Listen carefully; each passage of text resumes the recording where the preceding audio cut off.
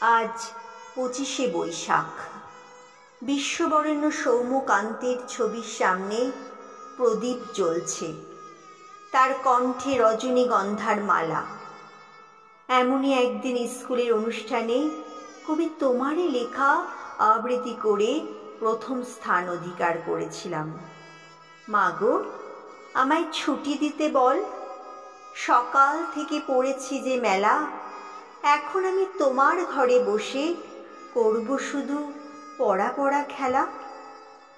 সেদিন 4র্থ শ্রেণীর ছোট্ট মেয়েটির লুকানো কথা একমাত্র কবি তুমিই বুঝেছিলে। আবৃত্তি প্রতিযোগিতার প্রথম পুরস্কার ছিল একটি রুল টানা খাতা। আমার হৃদয়ের কথা সেই খাতায় লিখে রাখতাম। মনে হচ্ছিল তুমি আমার বয়স্য অদ্বিতীয়। তোমাকে আষ্টে পৃষ্ঠে জড়িয়ে তোমার সঙ্গেই আমি বড় হচ্ছি।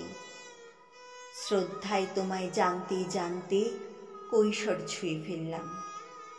তারপর আবেগে কৈশোর জুড়ে এলো বসন্তের অনুরাগ। প্রকৃতির কোলে যেন রং ঝরে ঝরে পড়ছিল 12 মাস। অনুরক্ত মন তোমাকেই শুনতে চাইতো। একটুকু ছোঁয়া লাগে, একটুকু কথা শুনি। তুমি কেমন করে জানলে আমার অন্তরাত্মা এমনভাবে অনুরাগে প্লাবিত হবে? তাই বুঝি তুমি আমার জন্য এমন প্রেমের গান বেঁধে রেখেছ? বলো না রবি, কেমন করে বুঝলে? তোমায় জানতে জানতে আমি একটা একটা করে যে মাল্য বিনিময়ে পুঁতি গাচ্ছিলাম।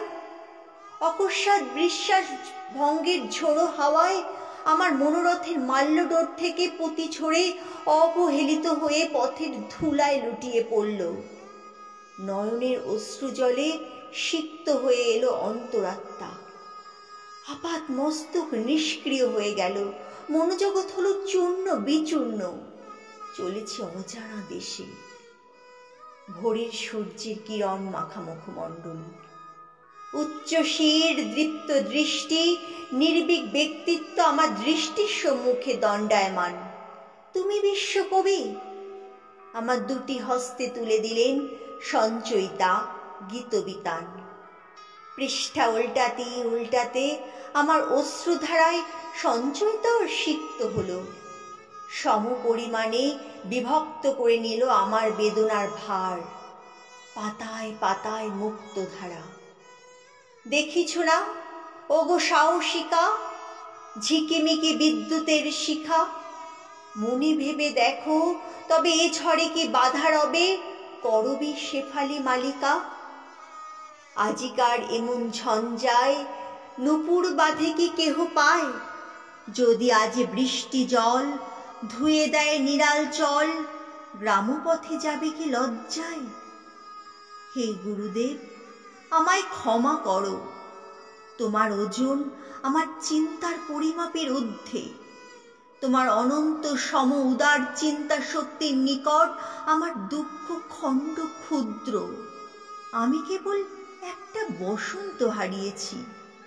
এই মহাজগতে তুমি সকল মর্মে ধর্মে বর্ণে। তুমি নাইটহুড ত্যাগ করেছ, তোমার নোবেলের অপব্যবহার হয়েছে। বুদ্ধি শূন্যগণ তোমার মূর্তি ভগ্ন করেছে। কবিগুরু, তুমি সিন্দুর মতো গহীন। কয়েক ভাড়া জল অপচয় করলে তোমার কিছুই নিঃশেষ হয় না।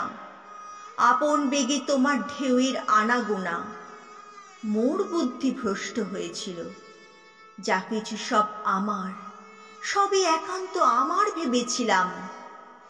হে বিশ্ববরেণ্য কবি সম্রাট, এই মহাবিশ্বে আসলে তুমি জগতের, তুমি চিরজীবনের, তুমি চিরজীবনের।